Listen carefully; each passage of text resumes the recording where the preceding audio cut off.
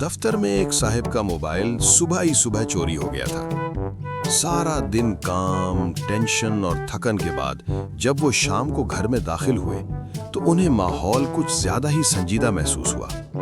بیگم کے بیگ بند پڑے تھے اور ساس رو رو کر آنکھیں سجا چکی تھیں۔ سسر صاحب کرسی پر یوں بیٹھے تھے جیسے ابھی فیصلہ سنانے والے ہوں۔ وہ گھبرا کر بولے، بھائی یہ کیا ہو رہا ہے؟ بیگم کہاں جا رہی ہیں؟ خیریت ہے نا؟ سسر نے غصے میں ان کی بیوی کا موبائل ان کے ہاتھ میں تھما دیا اور زور سے بولے، یہ کیا ہے؟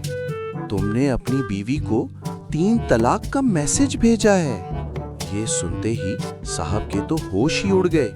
انہوں نے تھکی ہوئی آواز میں کہا، ارے میرا فون تو صبح سے غائب ہے، یقین کریں چوری ہو گیا ہے۔ انہوں نے فوراً اپنی تمام جیبیں الٹ کر دکھا دیں۔ بیگم دوبارہ رونے لگیں، ساس نے سینہ پکڑ لیا اور سسر صاحب آرام سے ٹانگیں سیدھی کر کے بیٹھ گئے، جیسے عدالت برخاست ہو گئی ہو۔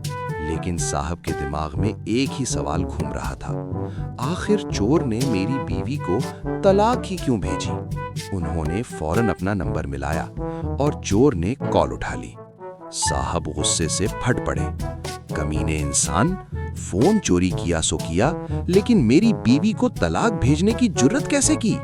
چور نے بڑے سکون سے جواب دیا، دیکھیے جناب، صبح سے آپ کا فون میرے پاس ہے اور تب سے آپ کی بیوی کے 36 میسیجز آ چکے ہیں۔